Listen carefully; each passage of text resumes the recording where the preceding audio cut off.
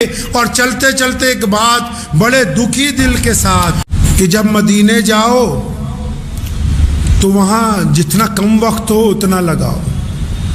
جس سفر میں بندہ دنیا سے لا تعلق ہو کر یہ سمجھ کے گھر سے جاتا ہے کہ پتہ نہیں واپسی ہوگی یا نہیں ہوگی. اسلام کا ایک رکن ایسا ہے کہ جب اس عبادت کو بندہ کرنے کا ارادہ کرتا ہے اور جب بندہ اس عبادت کو کر لیتا ہے اور جب بندہ اس عبادت کے ارکان ادا کر لیتا ہے تو ویسا نہیں رہتا جیسے پہلے ہوتا ہے. وہ عبادت کون سی ہے؟ وہ ایک سفر ہے جس کو عشق کا سفر کہتے ہیں، جس کو جنون کا سفر کہتے ہیں، جس کو محبت کا سفر کہتے ہیں، جس کو مشقت کا سفر کہتے ہیں. جس سفر میں بندہ دنیا سے لا تعلق ہو کر یہ سمجھ کے گھر سے جاتا ہے کہ پتہ نہیں واپسی ہوگی یا نہیں ہوگی، لیکن اس سفر میں بندے کو شوق ہوتا ہے اپنے رب سے ملنے کا.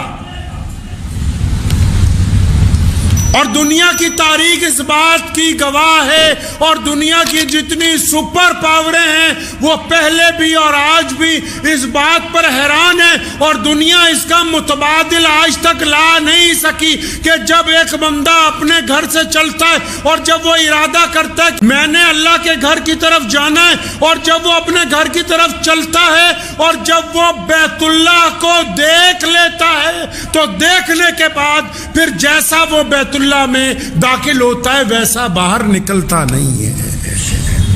اللہ تبارک و تعالیٰ کو حکم ہے کہ جب حاجی میرے گھر کی طرف آئیں، اب اللہ کو تو پتہ ہے نا میرے گھر کی طرف غریب نے بھی آنا ہے، میرے گھر کی طرف ریڑھی والا بھی آئے گا، میرے گھر کی طرف صفائی کرنے والا بھی آئے گا، میرے گھر کی طرف ذمہ داری کرنے والا بھی آئے گا، میرے گھر کی طرف پڑھانے والا بھی آئے گا، میرے گھر کی طرف بادشاہ بھی آئیں گے، میرے گھر کی طرف گورنر بھی آئیں گے، میرے گھر کی طرف افسران بھی آئیں گے، وزیر بھی آئیں گے، چودھری بھی آئیں گے. اس لیے رب نے حکم دے دیا کہ جب میرے گھر کے طواف کے لیے آنا ہے، جب تم نے بیت اللہ کا حج کرنے کے لیے آنا ہے تو رک جاؤ، حرم کی حدود میں داخل ہونے سے پہلے اب تم احرام باندھ لو.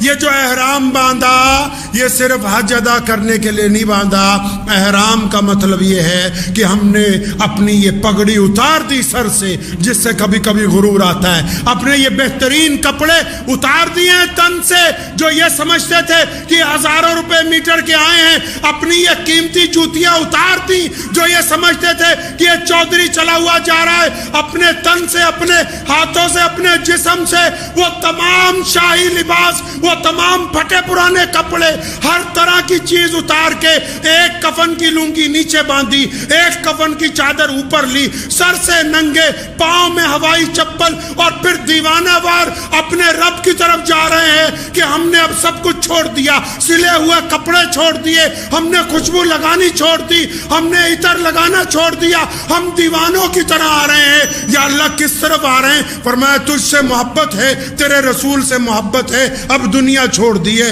اب دیوانے بن کے تیرے طرف آ رہے ہیں.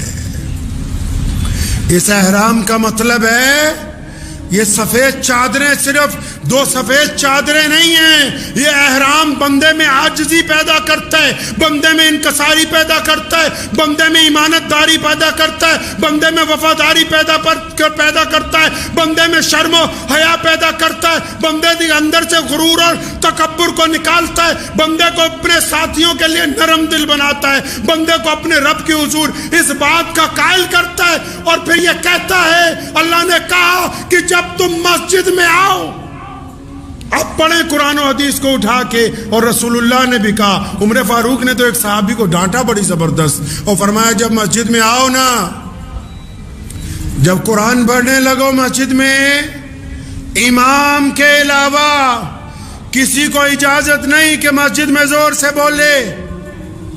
اور امام بھی کب بولے؟ جب مصلی پہ کھڑا ہو یا ممبر رسول پر بیٹھا ہو. کسی کو اجازت نہیں کہ مسجد میں زور سے بولے اجازت نہیں ہے. آؤ پھر بیت اللہ کی طرف جانے والوں کو دیکھو. اللہ نے کہا کپڑے اتارو, احرام باندھو. احرام باندھ لیا, کفن پہن لیا. اب کیا کرنا ہے یا اللہ؟ اپنے بندوں کو کہا اچھا وہ جو عشق دل میں چھپایا ہوا ہے نا, وہ جو جذبہ دل میں چھپایا ہوا ہے, وہ جو دیوانگی دل میں چھپائی ہے, چلو اب اس کا اظہار کرو. کس طرح اظہار کریں؟ فرمایا زور سے نعرہ لگاؤ, لبیک اللہم لبیک. نرالی شان ہے میرے رب کی.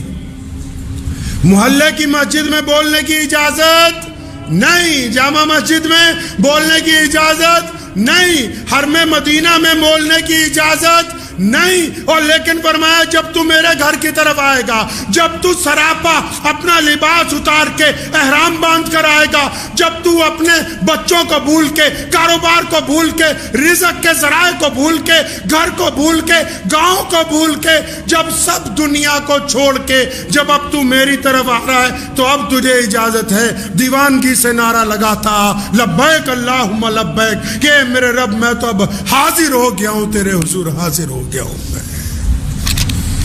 اور چلتے چلتے ایک بات بڑے دکھی دل کے ساتھ کہ مکہ اور مدینہ کی زمین پر جانا کوئی معمولی بات ہے نہیں میاں صاحب, یہ کوئی بات ہی معمولی نہیں ہے, ایسی بات معمولی نہیں ہے. میرے والد صاحب شیر اسلام مولانا حبیب الرحمن ثانی لدھیانوی رحمۃ اللہ علیہ ہمیں کہا کرتے تھے کہ جب مدینے جاؤ تو وہاں جتنا کم وقت ہو اتنا لگاؤ. تو ہم نے تو دیکھا بھی, ہمارے والد تو ساری زندگی اللہ اس کے رسول کے سچے عاشق رہے. یہ عاشق کیسی باتیں کرتا ہے کہ مدینے جاؤ تو کم وقت لگاؤ؟ بھی کیا بات ہوگی؟ پوچھا کیا بات ہے؟ تو فرمانے لگے بیٹا مدینہ جو ہے وہ پیارے نبی صلی اللہ علیہ وسلم کا شہر ہے, وہ بڑا ادب والا شہر ہے, بڑے احترام والا شہر ہے, بڑی نزاکت والا شہر ہے, بڑے خلوص والا شہر ہے, بڑی محبت والا شہر ہے, بڑی شرم و حیا والا شہر ہے. اس شہر میں تو ہوٹل میں بیٹھ کے بھی اونچی آواز میں کسی سے مذاق کرنا حرام ہے. محبوب کے جب شہر میں جاؤ, جب اپنے محبوب کے سامنے ہوتے ہو, کس طرح بندہ چاق و چوبند رہتا ہے. بندہ جب اپنے محبوب کے سامنے ہوتا ہے کیسا ہوتا ہے اس وقت بندہ, کہ کوئی ادا ایسی نہ ہو جو محبوب کو ناپسند ہو جائے. ایک صاحب نے پوچھا کہ مدینہ منورہ جب چلے جائیں عاشقوں کے سوال ہوتے ہیں, جواب بھی عاشقوں کے ہیں, نہ سوال کرنے والا غلط ہے نہ جواب دینے والا غلط ہے. عاشق نے کسی عاشق سے پوچھا کہ روضہ مبارک پر جب چلے جائیں, جب سونے محبوب صلی اللہ علیہ وسلم کا روضہ سامنے آ جائے تو کیا ہم اپنے ہاتھ سے ان جالیوں کو ہاتھ لگا سکتے ہیں, کیا اپنے ہونٹوں سے ان جالیوں کو چوم سکتے ہیں؟ تو پھر عاشق نے ہی جواب دیا, کہنے لگا ہاں کیوں بات, کیا بات نہیں ہے, کیوں نہیں ہاتھ لگا سکتے, کیوں نہیں ان ہونٹوں سے ہم رسول اللہ کی جالیوں کو چوم سکتے. لیکن ہاتھ لگانے والا بھی اور ان کو چومنے والا بھی پہلے یہ بات تو طے کر لے, کیا یہ ہاتھ اس قابل ہیں, کیا یہ ہاتھ اس قابل ہیں کہ یہ پیارے محمد صلی اللہ علیہ وسلم کے روضے عطر کی جالیوں کو لگا دیا جائے؟ کیا یہ ہونٹ اس قابل ہے کہ آقا دو جہاں صلی اللہ علیہ وسلم کے روضے کی جالیوں کو لگ جائے؟ یہ عشق کی باتیں ہیں. اور حاجی بھائیوں یہ عشق کا سفر ہے. آپ کی تکلیف کو میں سمجھتا ہوں, لیکن آپ نے جو تکلیف کا اظہار کیا اس کو بہانہ بنا کے لوگوں نے سیاست شروع کر دی. ارے مدینے کی تو گلیوں میں چلنے والے کتے کے اگر ہم پاؤں چوم لیں تو وہ بھی ہمارے لیے سعادت کی بات ہوگی. اس زمین پر رہ کے بس ایک کام پکڑ لیجئے کہ جب تک اس مقدس سفر میں ہیں صبر سے کام لیجئے, عشق سے کام لیجئے, محبت سے کام لیجئے, اپنی زبان کو گلے اور شکوے سے روک لیجئے. نبی علیہ السلام نے فرمایا جس نے حج کی تکلیفیں, جس نے مدینہ منورہ کی پریشانیوں پر صبر کر لیا اللہ اس سے راضی ہو جائے گا. اس مقدس شہر کا نام اخباروں میں آئے, اخباروں میں یہ کہہ کے آئے کہ روئے زمین مقدس پر فلاں فلاں نے یہ فلاں فلاں حاجی کے ساتھ زیادتی کر دی، یہ میرے لیے بھی شرمندگی کی بات ہے، آپ کے لیے بھی شرمندگی کی بات ہے، اور بے غیرت انتظامات کرنے والوں کے لیے بھی شرمندگی کی بات ہے۔ یہ ضرور کہنا چاہتا ہوں حاجی بھائیوں کو کہ اب جو وقت چل رہا ہے اس وقت کو کارآمد کر لیجئے، اس وقت کو اپنے لیے خوش نصیبی والا وقت بنا لیجئے، استغفار کرتے رہیے، اللہ سے دعائیں کیجئے اپنے لیے، پوری دنیا کے لیے۔ جب آ جائیں گے تو متعلقہ اداروں کا چاہے تختہ پلٹ دینا، اس میں کوئی دو رائے نہیں، لیکن اس روئے زمین پر جہاں اللہ آپ کو لے گیا ہے اس کی تو مٹی کے اوپر چلنا یہ ہماری قسمت سے اوپر کی بات ہے، ہماری حیثیت سے اوپر کی بات ہے۔ تو دعا کیجئے اللہ تبارک و تعالی مجھے بھی اور آپ سب کو بھی اس کے اوپر عمل کی توفیق عطا فرمائے۔